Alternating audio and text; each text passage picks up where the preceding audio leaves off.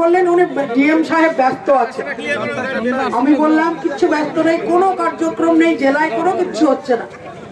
এক্ষুনি তৃণমূলের একজন কাউন্সিলর এনে উনি ঘাড়ে হাত দিয়ে চা কফি খাবেন, ফুর্তি ফাত্তা করতে পারবেন।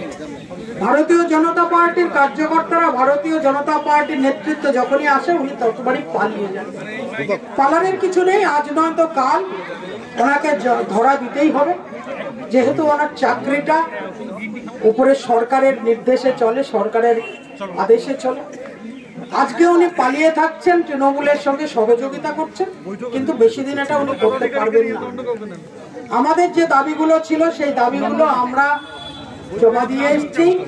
যেহেতু আমাদের কোয়েশ্চেন গুলো ডিএম সাহেবের কাছে ছিল এবং আপনারা শুনেছেন যে আমি মাইক্রোফোনেও বলেছি ডিএম সাহেব জবাবগুলো রেডি রাখবেন, সেই শুনে উনি কোথায় লুকিয়ে আছেন ঘরের মধ্যে, এটা দেখে লজ্জা তো লাগলোই, তার থেকে বেশি ভয় লাগলো। জেলা শাসককে যদি কোনো একটা কথার উত্তর দেওয়ার জন্য ঘরের মধ্যে, নিজের আবাসের মধ্যে লুকিয়ে থাকতে হয়, তাহলে এই জেলার ভাগ্যে কি আছে? এই জেলার চোর বদমাশরা তো কিভাবে চলবে সবাই বুঝতে পারছি। আমি আপনাদের মাধ্যম দিয়ে মাননীয় জেলা শাসক এবং জেলার যিনি পুলিশের অধিকর্তা আছেন তাদেরকে বলছি, আপনারা একটু দয়া করে একটু সাহস নিন। স্পঞ্জের শিরদাঁড়া নিয়ে তো শাসন করা যায় না।